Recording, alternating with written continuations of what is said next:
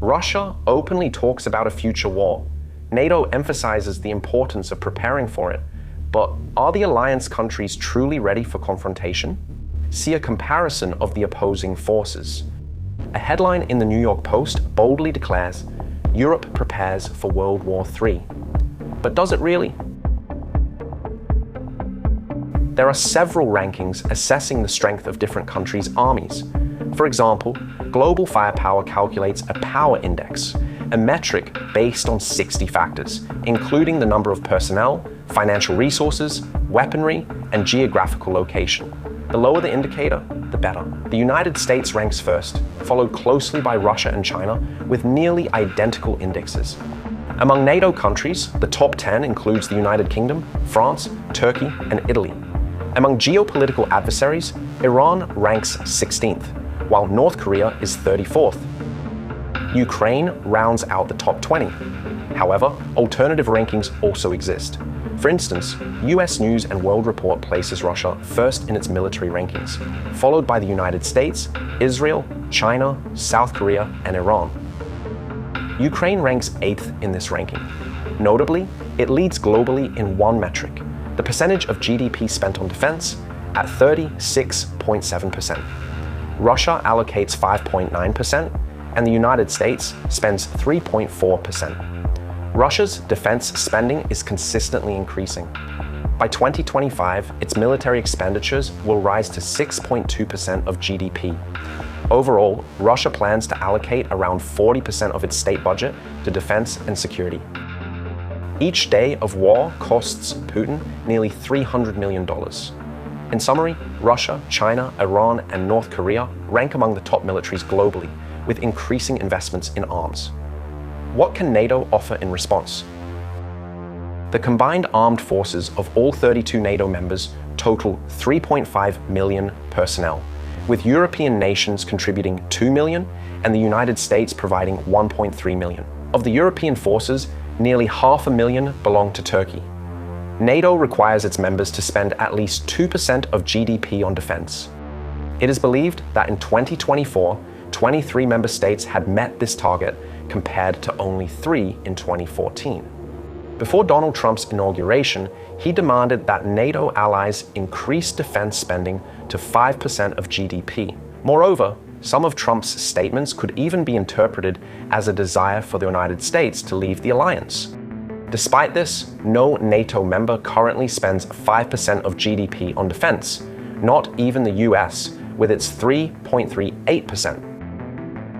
Symbolically, of the 10 NATO countries with the highest defense spending, 7 border Russia or would be close to it if Ukraine fell. Poland leads with 4.12% of GDP, followed by Estonia, Latvia, Lithuania, and Finland. The latter joined NATO after Russia's invasion of Ukraine.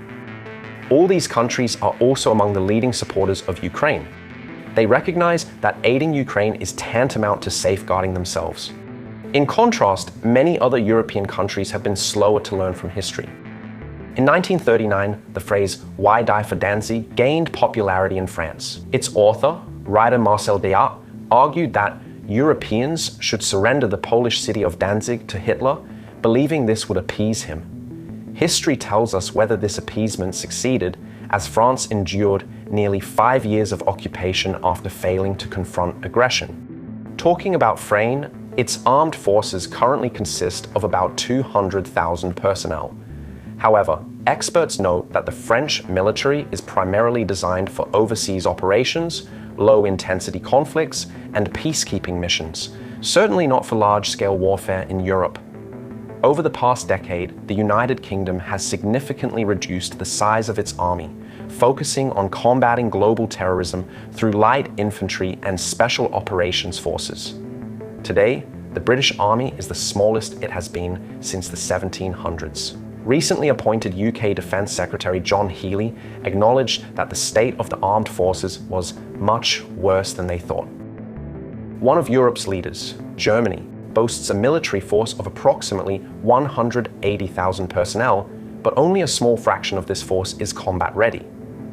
After Russia launched its full-scale invasion in Ukraine, German Chancellor Olaf Scholz delivered his famous Zeitenwende, turning point, speech in 2022, The term Zeitenwende was even chosen as Germany's Word of the Year. In it, he declared that Vladimir Putin had ushered in a new era for Europe and that Germany must embark on military modernization costing 100 billion euros to counter this new threat. However, since that time, Germany has made little progress in modernization and rearmament. The German publication Welt reported on NATO command's demands for member states. Allies must radically enhance their defense capabilities by increasing the number of combat brigades from 82 to 131 and forming new corps and divisions, increasing their count from 24 to 38. It also has to significantly expand and in some cases create from scratch the ground-based air defense component. The number of ground air defense units should grow from 293 to 1,467. All this to reach minimum requirements for NATO's readiness. In essence, this involves increasing forces by more than 1.5 times. Expanding the land forces by 49 brigades entails not only recruiting 245,000 new soldiers, but also acquiring thousands of pieces of military equipment, 1,200 tanks, 2,700 infantry fighting vehicles, over 3,000 armored personnel carriers, and around 900 large-caliber artillery systems. NATO Secretary General Mark Rutte stated that Russia is already conducting hybrid attacks on other nations as part of its total war against Ukraine. This demonstrates that the front line of this war is no longer confined to Ukraine. Increasingly, it extends beyond Ukraine's borders into the Baltic region, Western Europe, and even the far north, Rutte said. Recently, unidentified drones have conducted dozens of reconnaissance missions near airfields and military bases in the United States, Germany, Denmark, Latvia, and other countries. According to Polish Prime Minister Donald Tusk, Russia also planned terrorist attacks against airlines worldwide. Countries like Poland understand that readiness is crucial when dealing with Russia. Many other nations near Russia's borders share this mindset.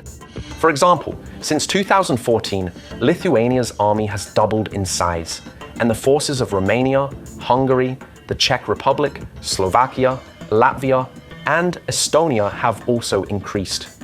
Even with these efforts, the combined total of European NATO members' armed forces is still smaller than Ukraine's military, not to mention the combat experience Ukraine has gained in modern warfare. There are challenges in this thing, such as amount of data which is coming from frontline daily.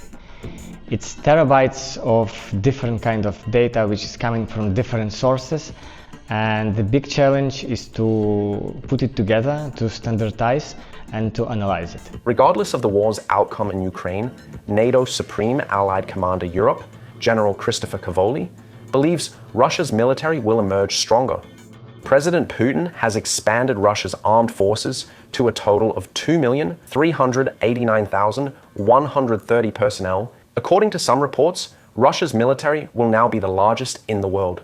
Russia's economy is now on a war footing, enabling it to produce about 1,500 tanks annually for the front. Furthermore, NATO armies have become accustomed to operating under conditions of complete air superiority. However, Russia has its own robust air fleet, air defense systems, and electronic warfare capabilities. This necessitates preparing for an entirely different kind of conflict, one where rapid operations with unlimited air support are not guaranteed. And what about nuclear weapons that Putin loves to flaunt so much? The nuclear powers within NATO, the United States, the United Kingdom, and France collectively possess 5,759 nuclear warheads. Russia, in comparison, has 5,889 nuclear warheads. Moreover, Russia's war against Ukraine is strengthening its geopolitical allies. Iran is honing its production of long-range drones, such as the Shahed series, and tactical missiles, like the Fath 360. China, where refraining from direct arms transfers, is supplying Russia with significant quantities of microchips and saltpeter, a key ingredient in explosives. Moreover, according to the Financial Times, a massive command center, larger than the Pentagon, is being built in Beijing. Additionally, North Korea has not only supplied weapons, but has literally sent troops to war against Ukrainians. Meanwhile, European leaders often talk more about bolstering security and supporting Ukraine than taking concrete actions. At the beginning of Russia's full-scale invasion, Ukrainians articulated a formula. Allies provide weapons, and Ukrainians fight on their behalf. However, it seems not everyone fully understands the threat posed by Russia and its allies.